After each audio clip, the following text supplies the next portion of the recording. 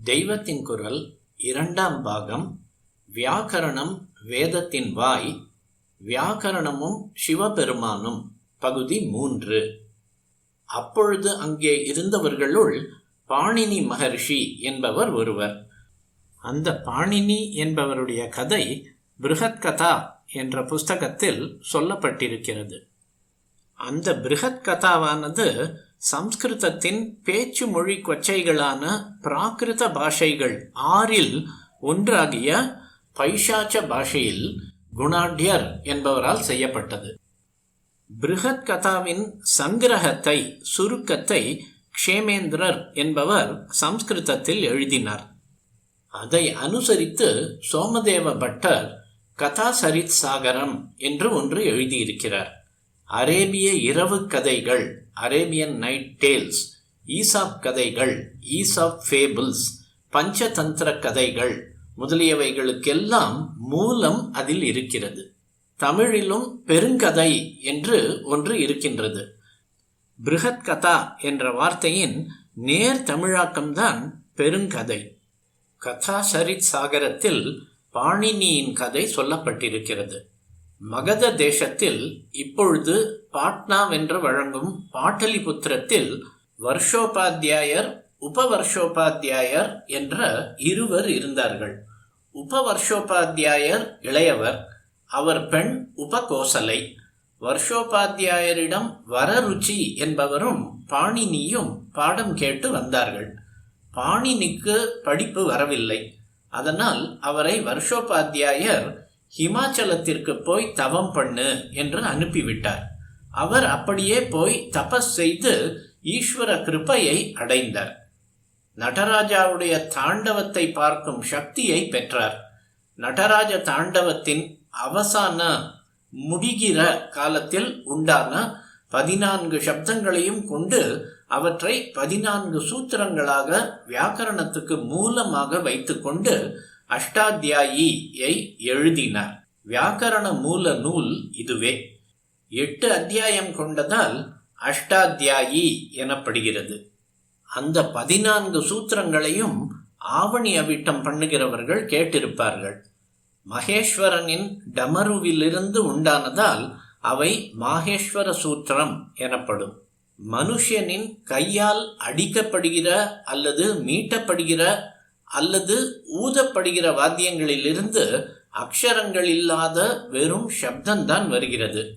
நாத பிரம்மமும் சப்த பிரம்மமும் ஆக இருக்கப்பட்ட பரமேஸ்வரனுடைய ஹஸ்த விசேஷத்தால் அந்த டமருகத்தின் சாப்புகளோ 14 விதமான அக்ஷர கோவைகளாகவே ஒலித்தன. அவற்றைத்தான் ஆவணி அவிட்டத்தில் கேட்கிறோம். ஐ உன் ரிலுக் ஏவோங் ஐயௌஜ் ஹயவரட் லண் ஞமங்கணனம் ஜபை கடதஷ் ஜபகடதஷ் கபசடத சடதௌ கபை ஷஷசர் ஹல் இதி மாகேஸ்வராணி சூத்ராணி. ஆவணி அவிட்டத்தில் இதை சொல்கிற போது வேடிக்கையாக சிரித்து கொண்டே கேட்டிருப்பீர்கள். அது எந்த விஷயத்தை சொல்கிறது என்று தெரியாமலே ஒப்பித்திருப்பீர்கள். பரமேஸ்வரன் உடுக்கை அடித்து கொண்டு கிர் கிர் என்று சுற்றி ஆடி முடித்த போது கொடுத்த சாப்புகள் தான் இவை. சலங்கை ஜல் ஜல் என்று சப்திக்கிறது. டமாரம் திமு திமு என்று அதிர்கிறது. மேளத்தில் டம் டம் என்று ஓசை வருகிறது என்கிறோம் அல்லவா? வாஸ்தவத்தில் இதே சப்தங்களா அவற்றிலிருந்து வருகின்றன. ஆனாலும் கிட்டத்தட்ட வருவதால் தான் இப்படி சொல்கிறோம். பி பி என்று நாயனம் ஊதினதாக சொல்லுவோமே ஒழிய பிப்பி என்று தவில் வாசித்தான் என்போமா? டம் டம் என்று தவில் வாசித்ததாக சொல்லுவோமே ஒழிய டம் டம் என்று நாயனம் ஊதியதாக சொல்வோமா? அடிக்கிற வாத்தியங்களுக்குள்ளேயே மேளத்தை டம் டம் என்றும் மிருதங்கத்தை திம் திம் என்றும் சொல்லுகிறோம். ஊதுகிற வாத்தியங்களுக்குள்ளேயே நாயனத்தை பிப்பி என்றால் ஷங்கை பூம் பூம் என்று ஊதினான் என்றுதான் சொல்கிறோம். வீணை மாதிரி மீட்டுகளை டொயிங் டொயிங் என்கிறோம். ஆகையால் எல்லா வாத்தியங்களிலுமே ஸ்பஷ்டமாக அக்ஷரங்கள் வராவிட்டாலும் அக்ஷரம் மாதிரியான ஒலி வருகிறது என்றே ஆகிறது. மனிதர்கள் வாசிக்கிற வாத்தியங்களிலேயே இப்படி என்றால், சாக்ஷாத் நடராஜா பஞ்சகிருத்தியம் செய்யும் பரமேஸ்வரன் அடிக்கிற உடுக்கிலே ஏன் ஸ்பஷ்டமாக அக்ஷரங்கள் வராது? இப்படி 14 எழுத்து கூட்டங்கள் வந்தன. இந்த எழுத்துக்களை பாணினி எப்படி உபயோகப்படுத்தி கொண்டார்? எழுத்துக்களை சேர்த்து சொல்ல ஒரு சுருக்கமான சமிக்ஞையை இந்த சூத்திரங்களிலிருந்து பாணினி ஏற்படுத்தி கொண்டார். 14 சூத்திரங்களில் ஒன்றின் முதல் எழுத்தையும் மற்றொன்றின் கடைசி எழுத்தையும் சேர்த்து சொன்னால் நடுவில் இருக்கிற எல்லா எழுத்தையும் அது குறிக்கும் என்று பண்ணிவிட்டார். உதாரணமாக, ஹயவரட் என்பதில் முதல் எழுத்தான ஹவையும் ஹல் என்பதில் முடிவான இல்லையும் சேர்த்தால் ஹல் என்றாகிறது. அது இடையில் உள்ள மெய்யெழுத்துக்கள் எல்லாவற்றையும் குறிக்கும். இப்படியே அ இ உன் ஆரம்பமான அவை ஔச் முடிவான இச் உடன் சேர்ந்த அச் என்பது உயிரெழுத்துக்களை குறிக்கும்.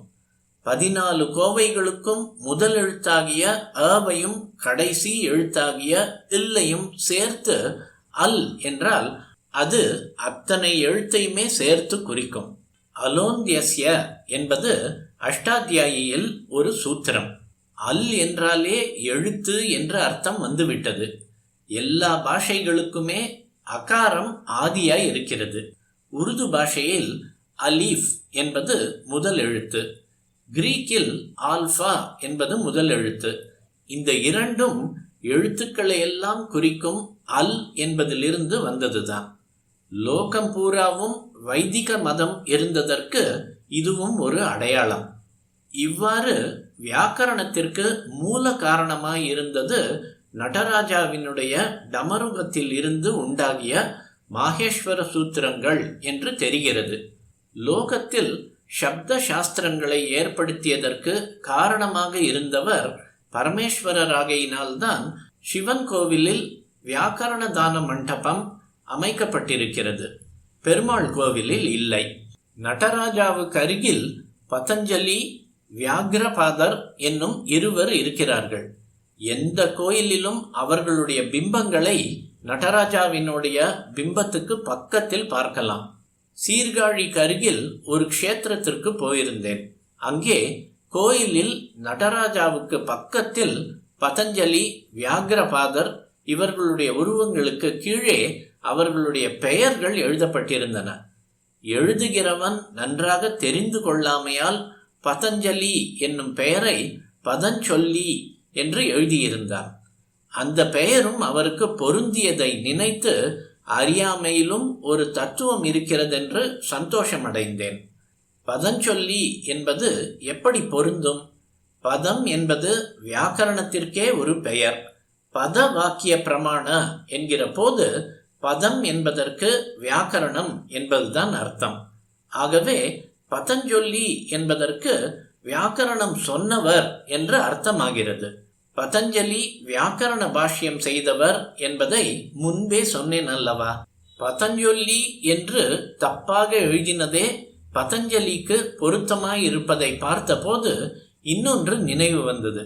சம்ஸ்கிருதத்தில் குணாக்ஷர நியாயம் என்று ஒன்று சொல்வார்கள். குணம் என்றால் செல்லு முதலான பூச்சிக்கு பெயர். அது மரத்தையோ ஏட்டுச்சுவடியையோ அரித்து கொண்டே போயிருக்கும். சில சமயங்களில் இப்படி அரித்திருப்பதே எழுத்துக்களை பொறித்த மாதிரி இருக்கும். பூச்சி பாட்டுக்கு அரித்தது அக்ஷரங்களின் வடிவத்தில் அமைந்துவிடும். செல்லு பூச்சி உத்தேசிக்காமலே இப்படி ஏற்பட்டு விடுவதுண்டு. இம்மாதிரி உத்தேசிக்காமலே ஏதோ ஒன்றை பண்ணி அதிலும் ஒரு அர்த்தம் ஏற்பட்டு விடுவதை குணாக்ஷர, குண பிளஸ் அக்ஷர நியாயம் என்பார்கள். பதஞ்சலி பதஞ்சொல்லியானதும் குணாக்ஷர நியாயம்தான் என்று தோன்றியது. இது இருக்கட்டும். தஞ்சாவூர் ராஜ்யத்தில் 400 வருஷங்களுக்கு முன் நாயக வம்சத்தைச் சேர்ந்த ரகுநாத நாயக்கர் ஆண்டபோது ஏற்பட்ட சாகித்ய ரத்னாகரம் என்ற காவியத்தை நான் பார்க்க நேர்ந்தது. அதை எழுதிய யஜ்ஞநாராயண தீக்ஷிதர் பெரிய சிவபக்தர்.